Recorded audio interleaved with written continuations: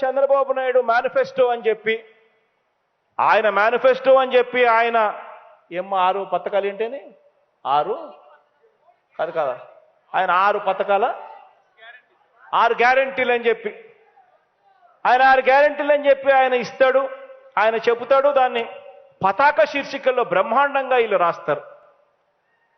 వాళ్ళు ఇచ్చేటివి చూస్తే ఆ తర్వాత ఇవ్వక తప్పని పెన్షన్లు, ఫీజు రీయింబర్స్మెంటు, రైతులకు ఉచిత కరెంటు, ఇటువంటివన్నీ కూడా కలుపుకుంటే, ఆరోగ్యశ్రీ ఇటువంటివన్నీ కూడా కలుపుకుంటే జగన్ చెప్పేదానికన్నా, జగన్ ఇచ్చేదానికన్నా వాళ్ళు చెప్పేది మూడింతలు ఎక్కువ.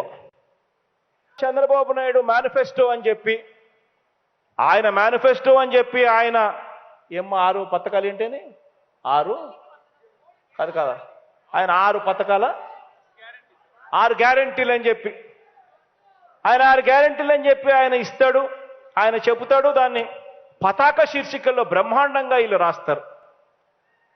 వాళ్ళు ఇచ్చేటివి చూస్తే ఆ తర్వాత ఇవ్వక తప్పని పెన్షన్లు, ఫీజు రీయింబర్స్మెంటు, రైతులకు ఉచిత కరెంటు, ఇటువంటివన్నీ కూడా కలుపుకుంటే, ఆరోగ్యశ్రీ ఇటువంటివన్నీ కూడా కలుపుకుంటే జగన్ చెప్పేదానికన్నా, జగన్ ఇచ్చేదానికన్నా వాళ్ళు చెప్పేది మూడింతలు ఎక్కువ.